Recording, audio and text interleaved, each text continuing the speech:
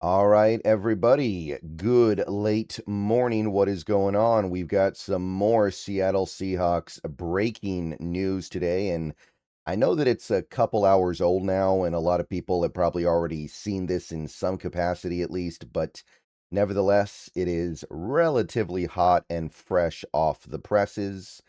The Seattle Seahawks have extended a player's contract. They have offered and come to an agreement on a contract extension with one of the members of the 2023 draft class. Maybe not the one a lot of people expected was going to get extended next, though, but nevertheless, Derick Hall. Derick Hall has been extended 3 years, $42 million, potentially worth up to $46.5 million, including $21 million, so half of it guaranteed. So, Derick Hall has been extended. And I didn't really see that coming this offseason, but let's go ahead and talk about it now that we know that it is punched in. This video is sponsored by Prize Picks. So after what happened yesterday, which was a flurry of news in and of itself, things are not letting up.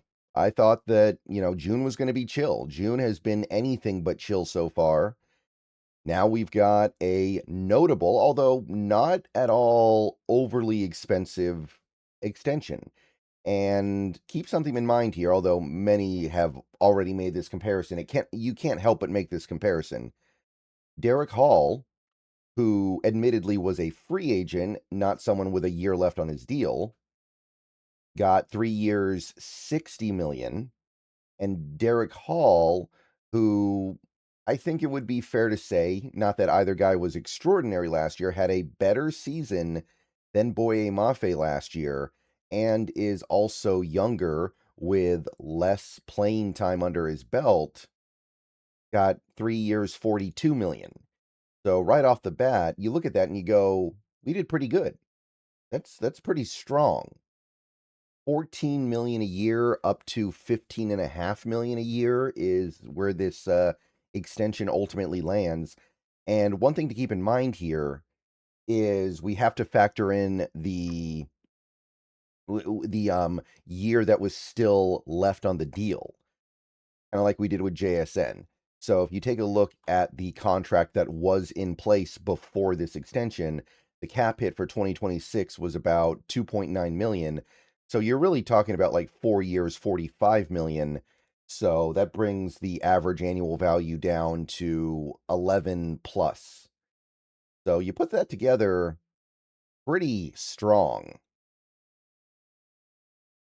Now, Derick Hall, it is a little bit of a wager the Seahawks are making, right?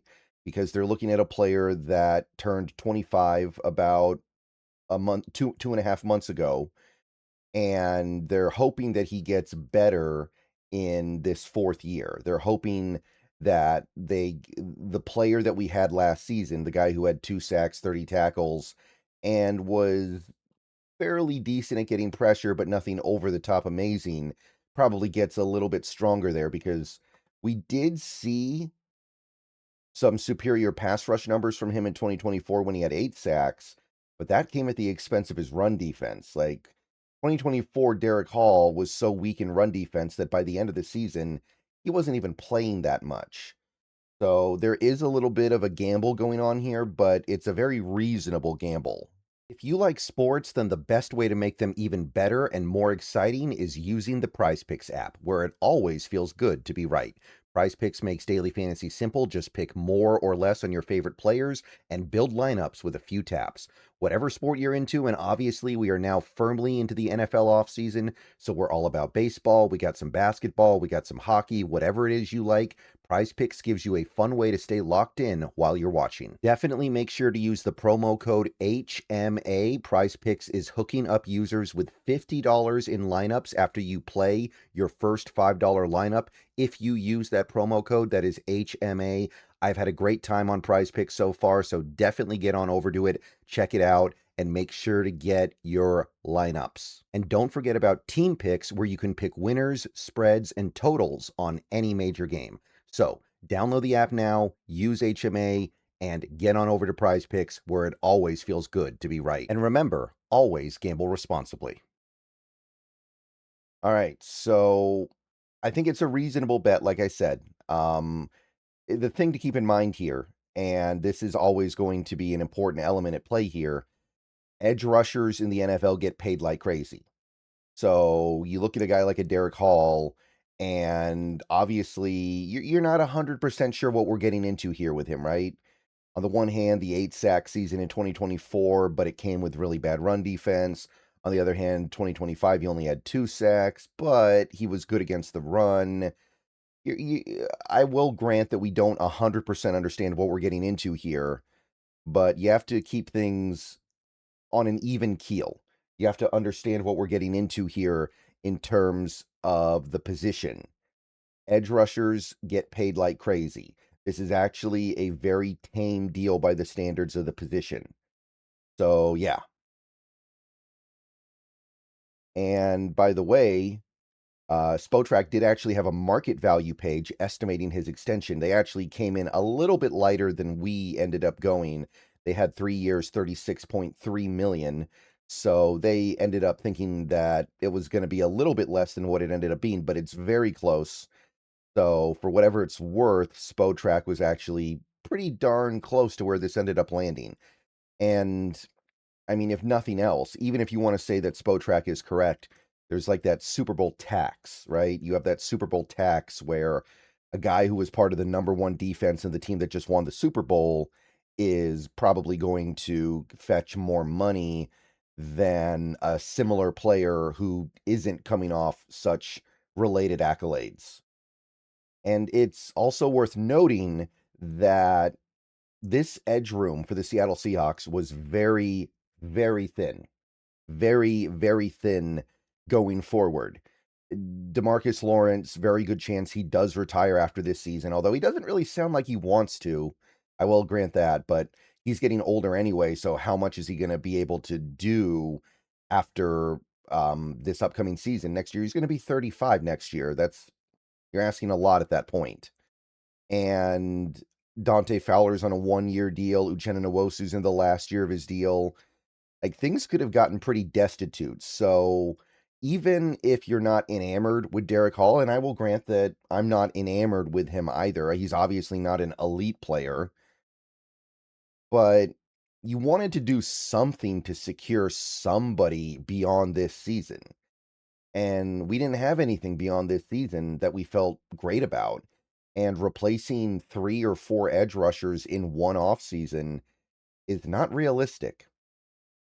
And by the way, just to kind of illustrate the point I was just making, if you go to the edge rusher list on Spotrac or over the cap, excuse me, and you sort by average annual value, you can see how long it takes before you get to players that are costing about 14 to 15 million per year. It's Bradley Chubb, like washed up Bradley Chubb, Harold Landry, Eric Armstead, and then you've got guys who are just entering on rookie deals like David Bailey, Jonathan Cooper, Carl Granderson. Like, it very, very quickly devolves into guys who are just okay snap eaters, right? There's not a lot of excitement going on here. And by the way, if you want to talk about this contract as being like 4 years, 45 million, because that is ultimately where this contract comes if you factor in the 1 year that was left on it at about 2.9 million, it gets even better. And like you've got Arvell Reese, another rookie here. You got Joseph Osai, who was an okay player for the Bengals. Malcolm Kuntz, Doris Armstrong Jr., Chison, Alex Wright. These are some relatively anonymous players in the NFL. So even if you want to argue that Derick Hall is somewhat anonymous, and there's an argument to be made that coming off a 2-sack season, he is on some level just another guy. That's still about the going rate for a pass rusher, or excuse me, an edge rusher that is just a guy. And I think he can be more than that because he's young, unlike some of the other guys on this list.